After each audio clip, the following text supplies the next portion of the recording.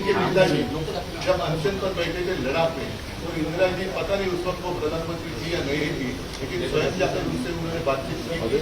दूसरी बात, अन्ना हजारे, पूरे देश में ऐसे माहौल था कि क्या होगा क्या नहीं होगा, लेकिन उस वक्त भी कांग्रेस की सरकार और मनमोहन जी प्रधानमंत्री थे, जो महाराष्ट्र से यहाँ के मंत्री थे या केंद्रीय मंत्री थे, उनको भेजा गया था उनके साथ बातचीत करने के लिए। तो बातचीत करना ही तो प्रजातंत्र में होता है, अदरवाइज आप इसको तानाशाही कह सकते हैं। अगर किसी की बात, खुद की मन की बात जबरदस्ती सबको सुना है लेकिन जन की बात नहीं सुने, तो ये प्रजातंत्र इस्तीफा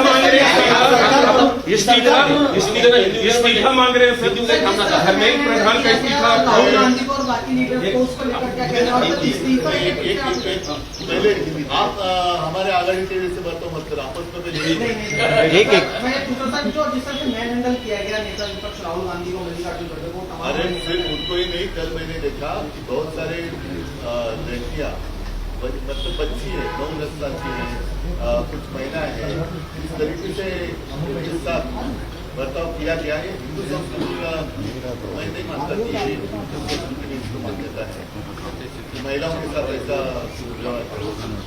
तो फिर रावण और आप में फर्क क्या है? इस्तीफे को लेकर आप लोग भी बैठे हुए हैं। अगर बच्चे इस्तीफा मांग रहे हैं तो क्या उसमें गलत क्या है? उनका भविष्य का मामला है ना, एक व्यक्ति या पूरा देश का भविष्य, इसमें आपको सर, काल तुम्ही आंदोलनस्थळाला भेट दिली, फ्लॅशलाईट्स लावून तुमचं तरुणांनी जोरदार स्वागत केलं।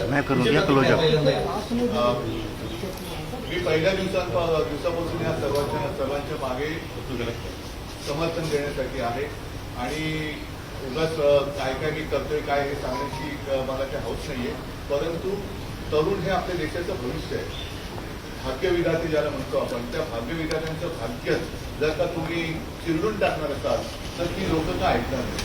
आणि ज्या वेळेला अशा तरुणांची तुम्ही धुरळ म्हणून निर्वंचना करता, तेव्हा तर मला असं वाटतं सहनशीलतेच्या पलीकडे, आणि या मुलांना कोणीतरी आधार देण्याची गरज आहे।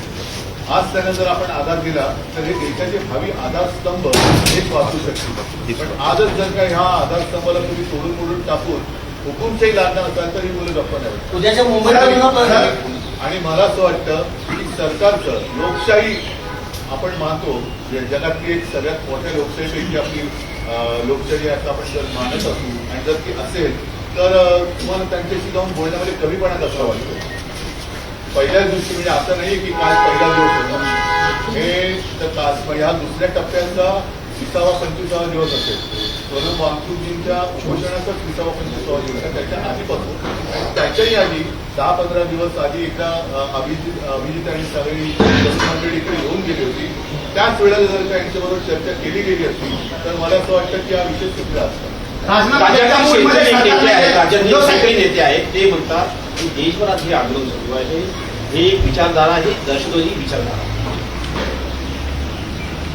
अशा लोकांच्या बोलण्याला किंमत देण्याची, शेतमालाला जरूर किंमत द्या, पण अशा नेत्यांच्या बोलण्याला किंमत नाही। फडणवीस असं म्हणतात की हे फेसलेस आंदोलन आहे, त्याच्यामुळे त्याचं नेतृत्व त्यांचा फेसलेस म्हणजे तो पुसून जरा तो लेस झाला असेल, म्हणून तो तेवढ्यापुरतं आजच्या त्याला फेसलेस दिसला असेल, तो पुन्हा फेस आला असेल। अराजकता मागवण्याचा पण यामागे प्रयत्न केला जातो, कारण असं आता मला पण वाटायला लागलंय, कारण ज्या तऱ्हेने सत्ताधारी वागतात, सत्ताधाऱ्यांचा डाव देशात अराजक आणण्याचा आहे का?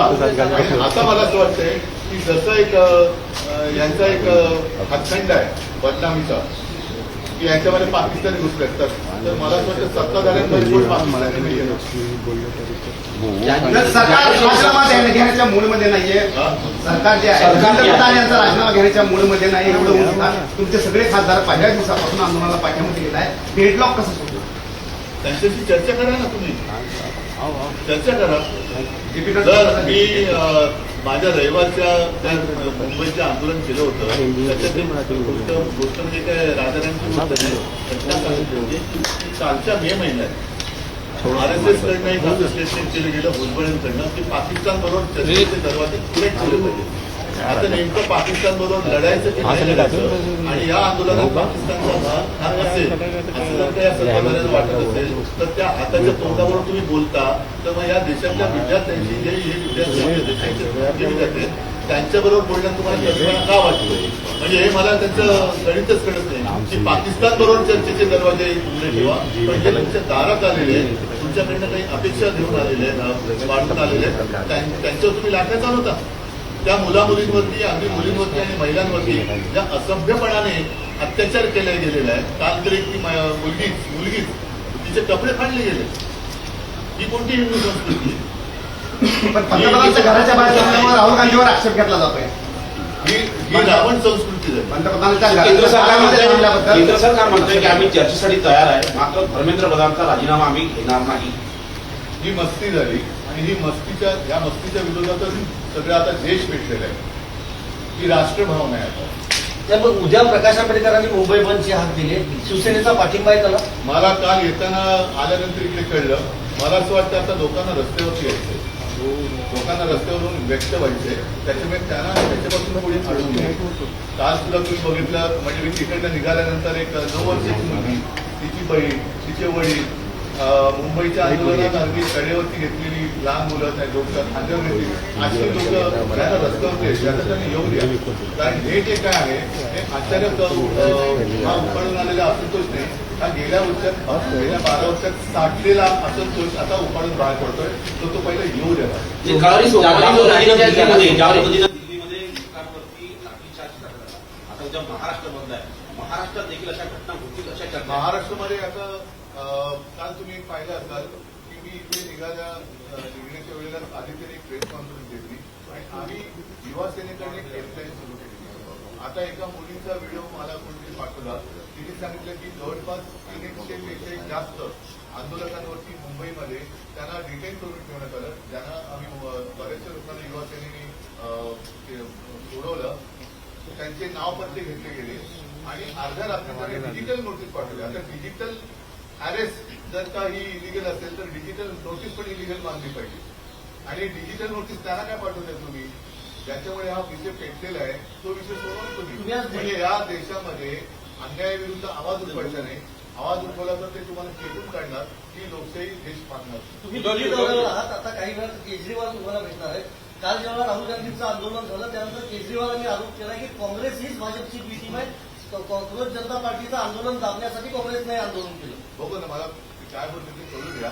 आणि मला असं वाटतं की आता सर्वांनीच तुझं माझं करण्यापेक्षा आपलं म्हणून या देशाच्या आणि मुलांच्या मागे उभं राहिलं पाहिजे. पण एक दिसत नाही सर. बघू ना, मी तर सगळ्यांच्या सोबत आहे. मी मुलांच्या सोबत आहे. म्हणून मी काल जाऊन अभिजितला भेटलो आणि त्या मुलांना मी म्हटलं मी भाषण करायला नाही, मी तुम्हाला वंदन करायला आलेलं आहे. कारण की एक असं वाटत होतं आम्ही राजकारणामध्ये लढतो, पण हे कोणासाठी लढतो, तर ते कोणासाठी लढतो ती मुलं माझ्या समोर होती. ते बघितल्यानंतर लक्षात येतं की आहे अजूनही आपल्या देशामध्ये तो एक मर्दपणा म्हणतो, अन्यायाविरुद्ध लढण्याची चीड म्हणतो ती जिवंत आहे.